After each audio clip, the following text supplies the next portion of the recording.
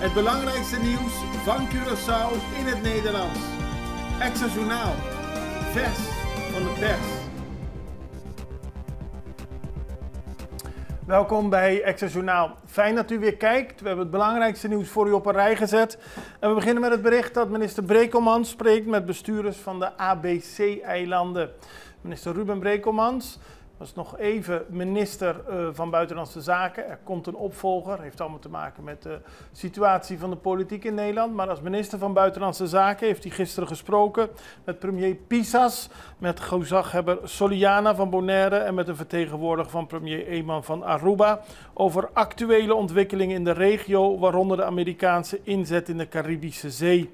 Hij benadrukte dat de huidige Amerikaanse inzet zich voornamelijk richt op counterdrugsoperaties in internationale wateren en dat het Koninkrijk daarbij niet betrokken is. Minister Brekelmans benadrukte dat we één Koninkrijk zijn. Juist nu is het belangrijk dat we elkaar snel, volledig en eenduidig informeren.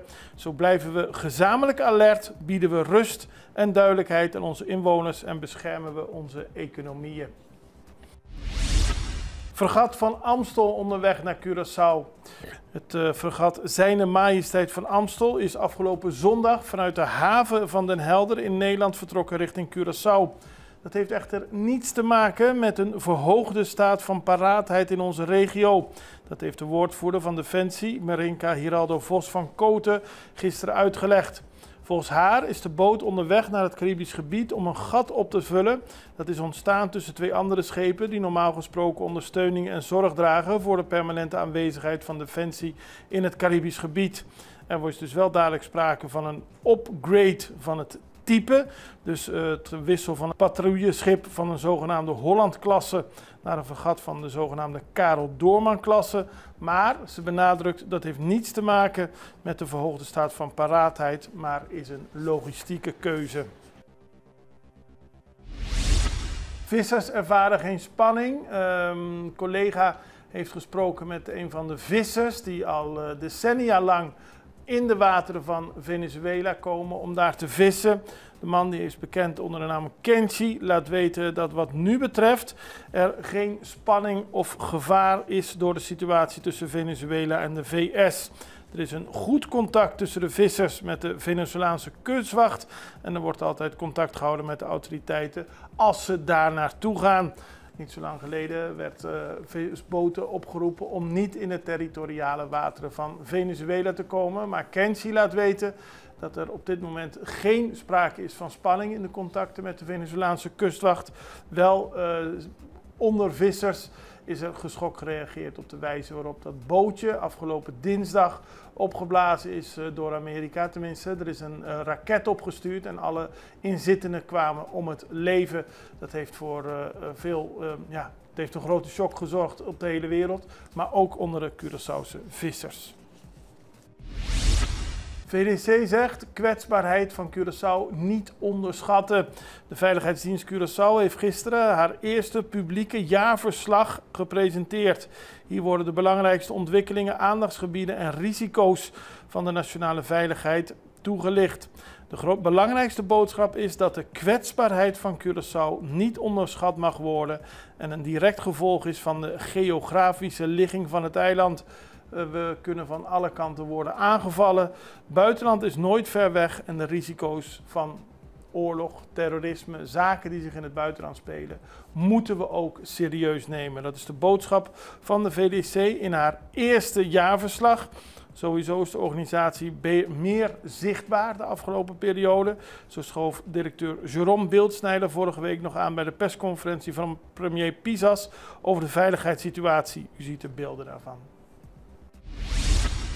Cooper neemt klimaatrapport in ontvangst. De minister van Verkeer, Vervoer en Ruimtelijke Planning, Charles Cooper, heeft gisteren officieel een rapport over klimaatverandering voor Curaçao overhandigd gekregen. Tijdens de overhandiging was er ook een presentatie met uitleg over de inhoud. Het bespreekt de effecten van klimaatverandering voor Curaçao.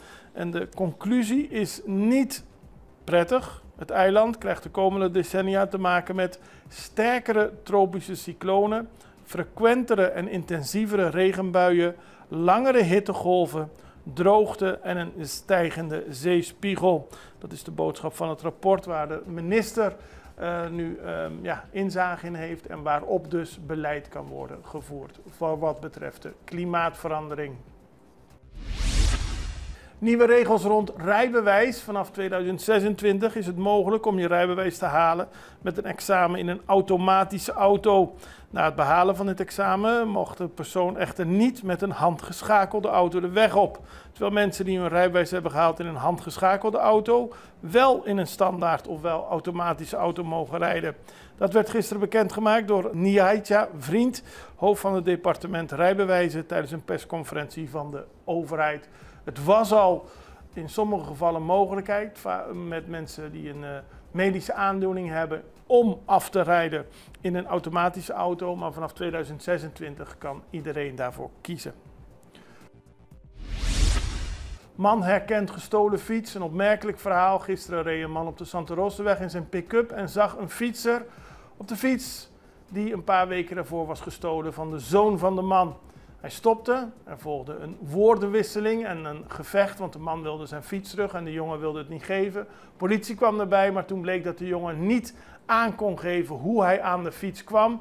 Is de fiets teruggegeven aan de vader en kon hij de gestolen fiets teruggeven aan de zoon. Wij gaan even naar een break. Zijn zo bij u terug.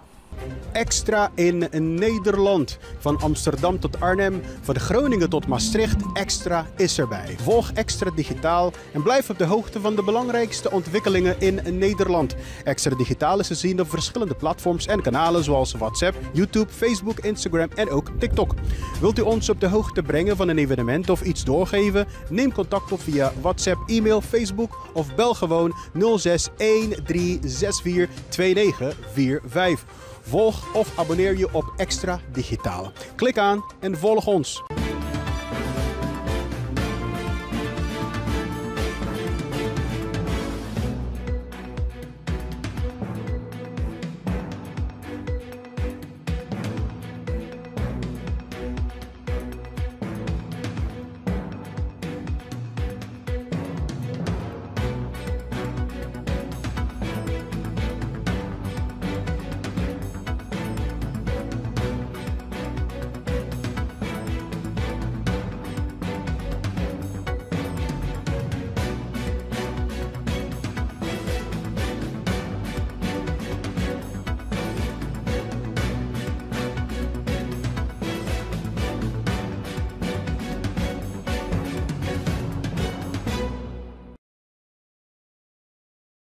We beginnen op Aruba, want daar is een grote drugsvondst geweest. De politie heeft gisteren 2 mannen gearresteerd bij een inval in Sabania Abau.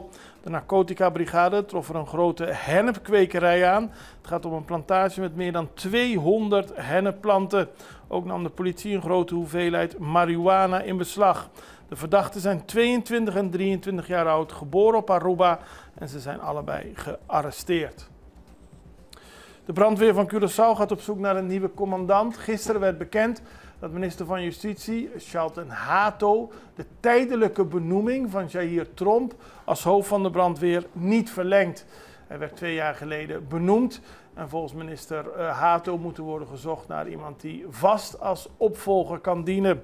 Tromp was 7 jaar lang hoofd van de brandweer op de BES-eilanden.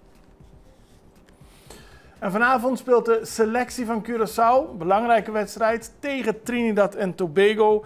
Met spelers als Richet Libazour, Tahi Chong, Shurendi Sambo. Het zijn allemaal bekende namen waarbij de bondscoach blij is dat ze mee kunnen doen. Curaçao moet winnen, dat is het belangrijkste. Er zijn 6 kwalificatiewedstrijden en de beste van de pool gaat automatisch naar het WK 2026. Dat is in Amerika, Mexico en Canada. En zoals bekend zit Curaçao in de pool met Trinidad en Tobago, Jamaica en Bermuda. Nu dus tegen Trinidad en Tobago. Op volgende week speelt Curaçao een thuisduel met Bermuda. Dat is op een dinsdag. Dan gaan we naar internationaal nieuws, want de minister van Buitenlandse Zaken, Marco Rubio, die noemt president Maduro van Venezuela een voortvluchtige van de Amerikaanse justitie. Hij zegt dat ze achter hem aangaan en hij zegt ook dat hij een leider is van een narcoterroristische bende. Volgens Marco Rubio is het daadwerkelijk zaak dat er iets wordt gedaan aan de terroristische groepen die drugs smokkelen. Maar ook moet president Maduro uitkijken. De Verenigde Staten geven daarnaast $20 miljoen aan Ecuador. Rubio is op dit moment op bezoek in Ecuador en dat geld is bedoeld om de georganiseerde misdaad in Ecuador te bestrijden. Op die manier wil Amerika verschillende narcoterroristische bendes, zoals ze dat noemen, die in drugs handelen, aanpakken. Zowel in Venezuela als in Ecuador en ook op andere landen zal daar daadwerkelijk actie voor worden ondernomen. Wij zijn aan het eind gekomen van deze aflevering van Extra Journaal en we zijn de volgende week, een hele week niet, maar daarna ben ik weer terug. Dus het is een pauze van een week. Ik hoop dat u daarna weer blijft kijken. Het allerbeste, tot ziens, dag.